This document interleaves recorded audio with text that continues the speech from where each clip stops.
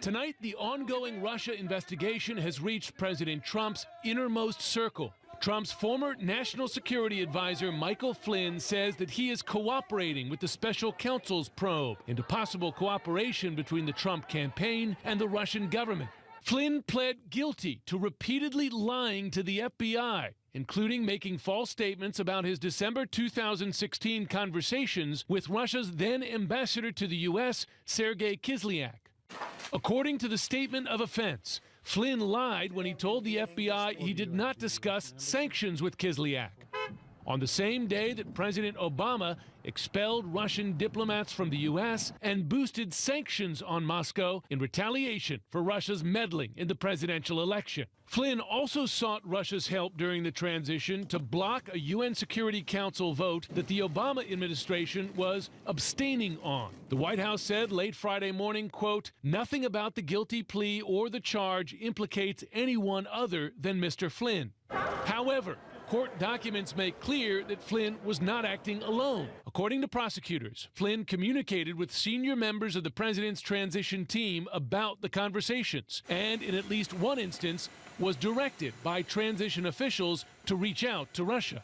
Tonight, CNN has learned that the president's son-in-law, Jared Kushner, is the very senior member of the presidential transition team identified in today's court documents.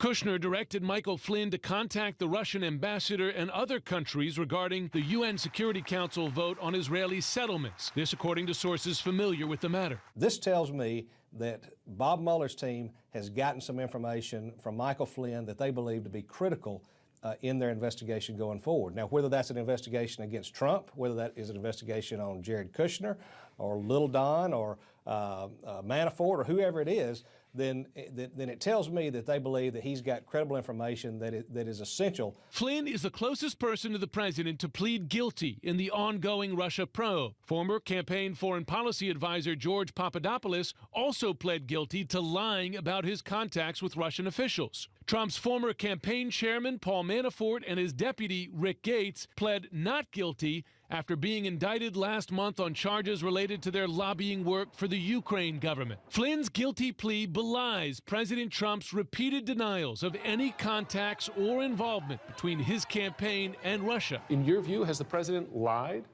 about what communications his team had with Russia?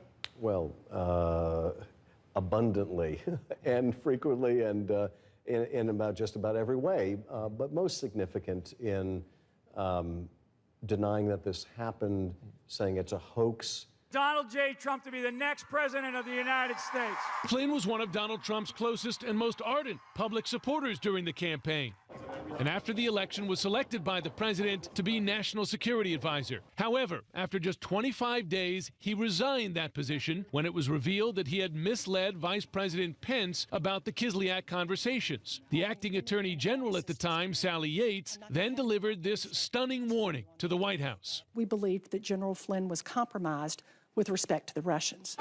Today, Flynn acknowledged that his actions were wrong, but denied that he was blackmailed by the Russians, saying in a statement, quote, "It has been extraordinarily painful to endure these many months of false accusations of treason and other outrageous acts. Such false accusations are contrary to everything I have ever done and stood for." After the court proceeding, Flynn went immediately to the home of his son, Michael Flynn, Jr.